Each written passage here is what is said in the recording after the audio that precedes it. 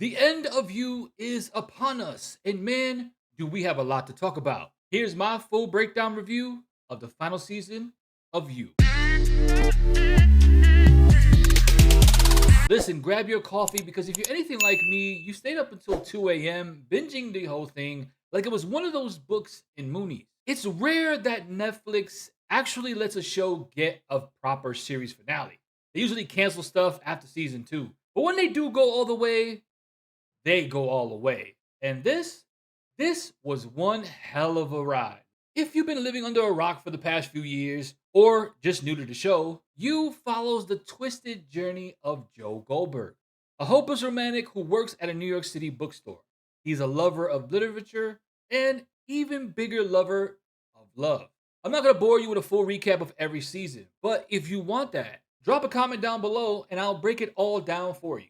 What you do need to know though is that each season plays like a different book genre you'd find on the show. Romance, spy thriller, erotic drama, you get the idea. And this final season, oh, it brings back that sensual, erotic energy, but like way beyond 50 Shades. We're talking full on, you might need to take a cold shower after this. Listen, I'm gonna give my honest take, so I am gonna dance around spoilers a little bit, but not too much because I want you to still go and watch this. This season brings us back to where it all started, New York City. And let me just say this, it's always hilarious how clean they make New York City look on TV. Like, how? Anyway, this season had a lot riding on it. Joe has been dodging consequences for a long time, but you has this way of making you feel bad for him, even when he's clearly doing the worst things possible. That's part of the brilliance. The storytelling makes it feel like you're reading a book yourself. It's fluid, natural, and dangerously addictive. The pacing this season, chef's kiss. I knew what time it was, but I couldn't stop watching. Perfect cliffhangers, emotional chaos, romance, killer instinct. One moment you're in therapy unpacking trauma, the next your heart's racing from a single sentence. Joe's narration is back in full effect and absolutely drives the story. As for you, we're not done with each other yet. From the first frame, I was locked in. We get introduced to new characters. And if you've been watching since season one, your brain immediately goes, okay, what is your deal? And you usually right to wonder. Penn Bagley continues to kill it as Joe. His performance is haunting and brilliant. You want to root for him even though you know he's a psychopath. At heart, I am a normal guy. And the show leans into that. Joe's journey this season is dynamic and, dare I say, fun to watch. He falls in love hard, and it's sad how much you feel for him when it all comes crashing down. He's just a man who wants to be accepted for who he really is. Unfortunately, society doesn't really accept murderers, you know? And honestly, I feel bad for Penn because he is Joe Goldberg now.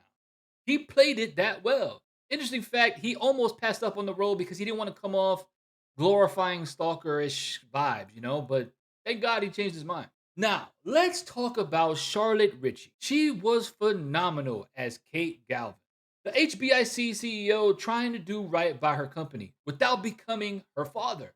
You really feel that internal battle.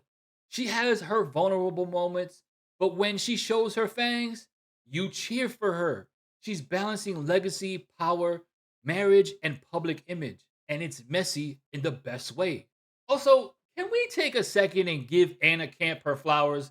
I loved her in True Blood, and it's amazing to see her back in a major role. She plays twins Maddie and Reagan Lockwood. Maddie's playful and flirty, Reagan's sharp tongued and fierce, and Anna nails both. I mean, move over, Michael B. Jordan. This is dual performance gold. And then there's Madeline Brewer, the surprise wild card this season. I didn't like her character at first, but as the story unfolded, I got it. She plays Bronte, a mysterious new figure in Joe's life. And let me say, you're gonna give her the side eye at the start. And maybe for good reason. That's all I'm gonna say. You has always felt like a perfect adaptation of a book, even for those who don't usually read. It makes you listen closely to the dialogue and pay attention to what's on screen. I have some reservations about how it all wrapped up. Personally, I think episode 9 would have made the perfect series finale, but hey, that's just me. What did you think about the ending?